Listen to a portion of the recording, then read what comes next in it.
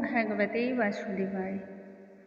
हमने अभी तक वैशाख माह के महात्म्य की बहुत महिमा सुन रखी है। प्रभु तो सदा ही अपने भक्तों के वश में होते हैं। भक्त प्रहलाद हो या फिर ध्रुव, मीराबाई हो या समंदर किनारे रहने वाली कृष्णाबाई, सभी की अगाध स्नेह और भक्ति रही है माधव में। ना तो उन्हें अपने तन की सुध रही है और ना ही लोक लाज की। बस सभी की आंखों में माधव को पाने और उसमें समाने की झलक दिखती रही है। और आप तो जानते ही हैं, प्रभु भी अपने भक्तों के हृदय में ही विराजते हैं। उन्हीं के संग रास रचाना और उनमें ही विलीन हो जाना, यह तो कोई उनसे ही सीखे। भक्ति की इस रस धारा में आज के इस वीडियो में हम सुनेंगे वैशाख माह महात्म्य की 11वें अध्याय का पाठ। आइए भगवान श्री हरि का हम ध्यान करते हैं और आज के पाठ को आरंभ करते हैं। बोलो भगवान श्री हरि की जय, स्वामी नारायण की जय। वह मिथिलापति कहने लगा कि हे ब्राह्मण देवता, आपने कामदेव की स्त्री रति के चरित्र का वर्णन बतलाया और फिर अशून्य शयन के व्रत के विषय में भी सुनाया। यह व्रत अवश्य ही प्रत्येक को करना चाहिए, परंतु इस व्रत की विधि क्या है, इस व्रत में दान क्या करें एवं इससे जुड़े हुए नियम क्या हैं, पूजा की व्यवस्था क्या है, किस प्रकार से हमें पूजा करनी चाहिए एवं इससे कौन से फल की प्राप्ति होती है, वह जानने की तीव्र अभिलाषा मेरे अंदर है। कृपया कर मेरी इस अभिलाषा को आप शांत करें। यह सुनने के बाद श्रुतदेव कहने लगा कि हे राजन, इस व्रत के विषय में स्वयं भगवान श्री हरि ने माता लक्ष्मी से कहा था, जो कि संपूर्ण पाप राशियों को नष्ट करने वाला है। और इस परम पवित्र व्रत का विधान जो है वह मैं तुम्हें बतलाता हूँ। इस व्रत को जहाँ करने से देवताओं के देवता श्याम वर्ण लक्ष्मीपति श्री नारायण जगन्नाथ संपूर्ण पापों के नाशकर्ता शीघ्रता से प्रसन्न हो जाते हैं। इस पाप नाशक व्रत को किए बिना जो गृहस्थ धर्म में प्रवीण होते हैं, उनके द्वारा किया गया सभी कार्य निष्फल हो जाता है। हे महापते, श्रावण माह की शुक्ल द्वितीया के दिन इस अशून्य शयन नाम के सर्वोत्तम व्रत को धारण करना चाहिए। चातुर्य मास में हविष्यान्न भोजन को ग्रहण करना चाहिए। फिर चातुर्य मास के व्यतीत होने पर सम्यक परायण करना चाहिए। लक्ष्मीपति स्वामी नारायण की आराधना करनी चाहिए। उन्हें विविध प्रकार से पूजन करनी चाहिए। इसके पश्चात ही भोजन इत्यादि जैसे चारों प्रकार के भोजन को ग्रहण करना चाहिए। तत्पश्चात योग्य ब्राह्मण को उपाहन देवी सोने अथवा चांदी की मनोहर मूर्ति का निर्माण करा करके उसे ब्राह्मण को दान करें। पीताम्बर धारण करने वाले सुंदर वनमाला से अलंकृत तथा सफेद पुष्प दिव्य सुगंधित द्रव्यों से ओतप्रोत पुरुषोत्तम भगवान की आराधना करें। इसके पश्चात ब्राह्मण दंपत्ति को भोजन करावें, दक्षिणा दें तथा शय्या वस्त्र का दान दें। ऐसे नित्य प्रति 4 माह तक जनार्दन भगवान की जो भक्त पूजा करता रहता है, फिर मार्गशीर्ष मासों में पूर्ववत ही भगवान श्री हरि की आराधना इसी प्रकार संपन्न करता है, वह निश्चय ही श्री हरि का परम भक्त होता है और उस पर स्वामी सदा ही अपनी कृपा रखते हैं। रक्त वर्ण हरि भगवान का रुक्मणी सहित उस समय ध्यान करना चाहिए।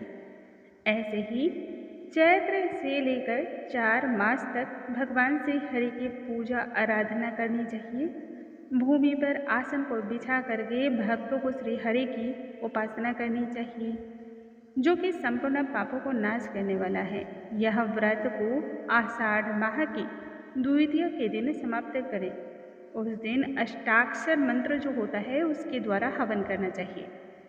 और आप सभी अष्टाक्षर मंत्र तो जानते ही हैं, ओम नमो नारायणाय, है ना? ये मंत्र तो सभी को याद है। मार्गशीर्ष आदि मासों में पारणों के दिन विष्णु गायत्री नारायण विद्महे इस मंत्र के द्वारा हवन को संपन्न करना चाहिए। चैत्र माह में सहस्त्र शीर्ष इस पुरुष सूक्त के मंत्र के द्वारा हवन करना चाहिए। फिर पंचामृत, खीर, घृत पाक, मालपुए भोग के लिए उन्हें अर्पण करना चाहिए। लक्ष्मी नारायण की प्रतिमा को स्नान कराकर फिर सोने की प्रतिमा को दान देना चाहिए और अंत में वाराह की चांदी की प्रतिमा का दान करना चाहिए। तत्पश्चात केशव आदि विभिन्न नामों से ब्राह्मणों को भोजन करा के श्रद्धा सामर्थ्य के अनुसार वस्त्र और अलंकार इत्यादि से उन्हें पूर्ण करना चाहिए।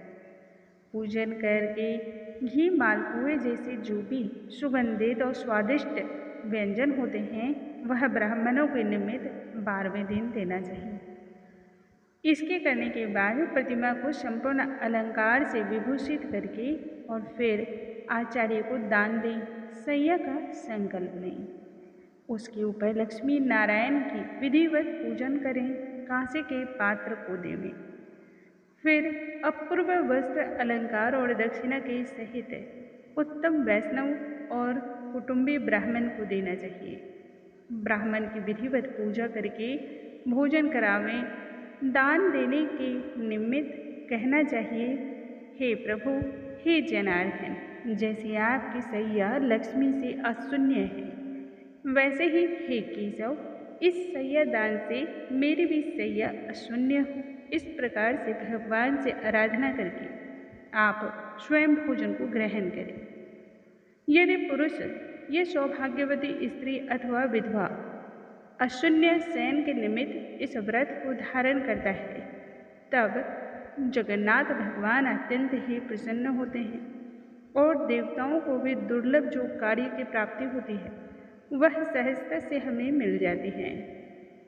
अनेक प्रकार के प्रजाओं की वृद्धि होती है, इसलिए यह व्रत सभी को करना चाहिए। श्रुतदेव जी ने इतना कहने के पश्चात अपनी वाणी में जब विराम लगाया तब राजा फिर कहने लगा, हे महाराज, हे ब्राह्मण देवता, वैशाख के माह में छत्र दान करने का कौन सा विधान है एवं इससे कौन से लाभ की प्राप्ति होती है। इस बात पर श्रुतदेव जी राजन से कहने लगे कि हे राजन, धूप से व्याकुल महात्मा तथा संतों को वैशाख के माह में जो भी भक्त छत्र का दान करते हैं उन्हें अनंत पुण्य की प्राप्ति होती है। इसी संदर्भ में एक पौराणिक इतिहास है, वह मैं बतलाता हूँ। सतयुग के काल में एक हेमकांत नाम का बंगाल का एक बहुत ही बड़ा राजा था जो कि प्रजा धर्म का पालन करता था। अत्यंत ही बुद्धिमान और बलवान वह राजा एक दिन शिकार खेलता हुआ घने वन में जा पहुंचा। वह जंगल अनेक प्रकार की जंगली मृग सुअरों से भरा पड़ा था। उन सभी का शिकार करते करते जब राजा पूरी तरह से थक चुका तब दोपहर को वह मुनि के आश्रम में जा पहुंचा। उस समय सतर्जी नामक ऋषि व्रत में मग्न समाधि लगाए हुए ध्यान में मग्न थे। राजा को यह तनिक भी मालूम न हुआ कि आश्रम में कौन है। ध्यान में लीन होने के कारण ऋषि ने राजा की ओर दृष्टि भी नहीं उठाई और न ही उठकर उनका सम्मान किया। बस वह समाधि में ही लीन रहे, जिसके कारण राजा क्रोध से भर उठे और ऋषि को मारने को उद्यत हुए।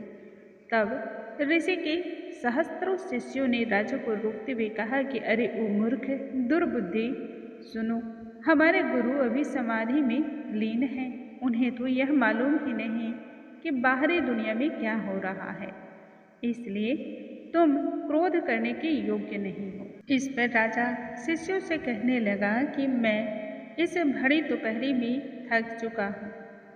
तब शिष्य कहने लगे, हम तो भिक्षुक हैं और गुरु की आज्ञा के बिना भला क्या कर सकते हैं, हम तो गुरु के ही अधीन हैं, फिर आतिथ्य आपका किस प्रकार से करें।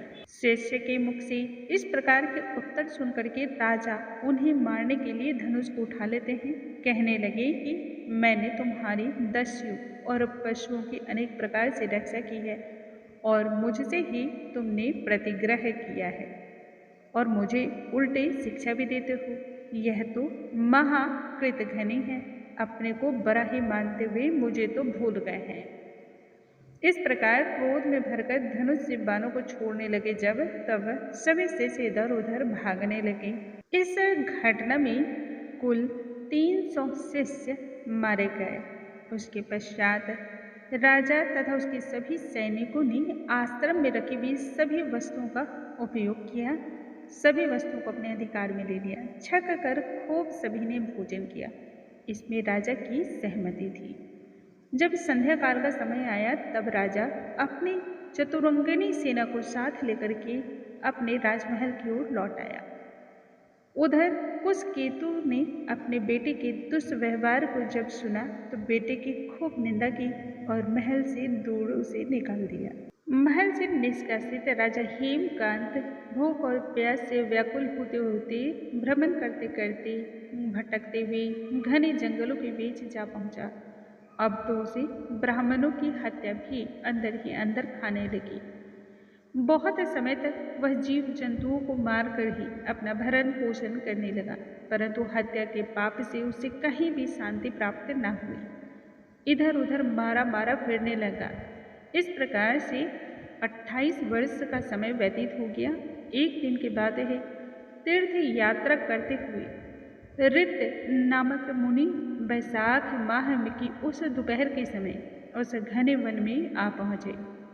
वह मुनि धूप से व्याकुल हो रहे थे एवं प्यास की वजह से पीड़ित भी हो रहे थे। ना तो कहीं छायादार वृक्ष थी और ना ही पीने योग्य पानी। वह ऋषि मूर्छित होकर गिर पड़े। देव योग के प्रभाव से हेमकांत ने जब त्रेत मुनि को देखा, हृदय में करुणा उत्पन्न हुई।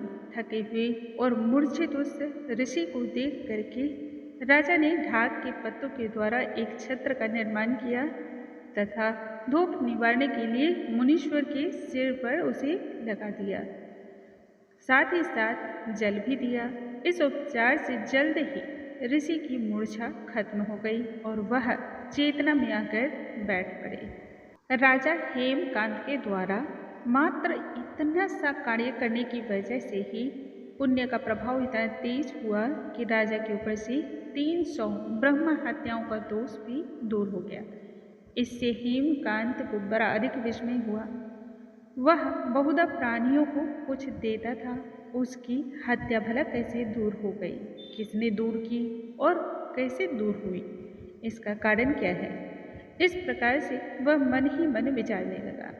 अज्ञानता में पड़ा हुआ राजा तब उस वनवासी महात्मा हेमकांत को लेने के लिए यम के दूत आए और उसका प्राण नष्ट करने के लिए अनेक प्रकार के रोग को उत्पन्न करने लगे। जब वह प्राणों के वियोग में व्याकुल हुआ तब उसे दिव्य 3 पुरुष दिखाई दिए, बड़े ही बड़े भयंकर यमदूत जिनके सिर पर बाल ऊंचे खड़े थे। राजा को विभिन्न प्रकार से डराने और भयभीत करने लगे। तब राजा अपने कर्मों के बारे में विचार करता हुआ मौन हो गया। तब उसी छत्रदान के प्रभाव से वह विष्णु भगवान का स्मरण करने लगा। भगवान विष्णु ने अपने महामंत्री विश्वक्सेन को तब आज्ञा दी कि जल्द ही तुम जाकर यमदूतों को रोको और वैशाख मास के धर्म में निरत हेमकांत के प्राणों की रक्षा करो। यह भक्त मेरा अत्यंत ही प्रिय भक्त है। साथ ही साथ इसके पिता कुशकेतु के पास यह संदेश भी दो कि तेरा पुत्र सभी धर्मों से हीन तथा ब्रह्मचर्य आदि से रहित है। वैशाख की इस तपती दोपहरी में उसने जो पुण्य के कार्य किए हैं वह निश्चय ही मुझे प्रसन्नता को प्रदान करती है। धूप से व्याकुल व्याकुल मुनि को इसने उनके प्राणों की रक्षा की है, छत्र का दान दिया है। इससे निस्संदेह इसके सभी पाप दूर हो गए हैं। यह अत्यंत ही शांत, जितेंद्रिय और चिरंजीवी है। इस प्रकार से सभी राज्य के कार्य जो है वह अपने पुत्र के सुपुर्द कर दो। कुशकेतु राजा से यह भी साथ साथ कहना कि यह स्वयं भगवान विष्णु की आज्ञा है। राजा को इस प्रकार समझा बुझाकर हेमकांत को पिता के पास पहुंचाकर मेरे पास शीघ्रता से आ जाओ। श्री हरि की आज्ञा को पाकर महाबली विश्वक्सेन यमदूतों को भगाकर तब हेमकांत के पास जा पहुंचा। उसके शरीर को स्पर्श किया।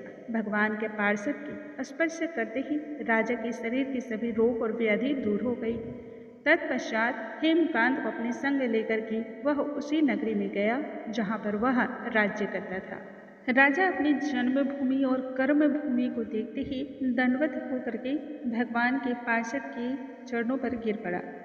उन्हें वह ससमान अपने महल के भीतर ले गया। अनेक प्रकार के श्रोतों तथा विभिन्न उपचारों के द्वारा उनका पूजन संपन्न किया।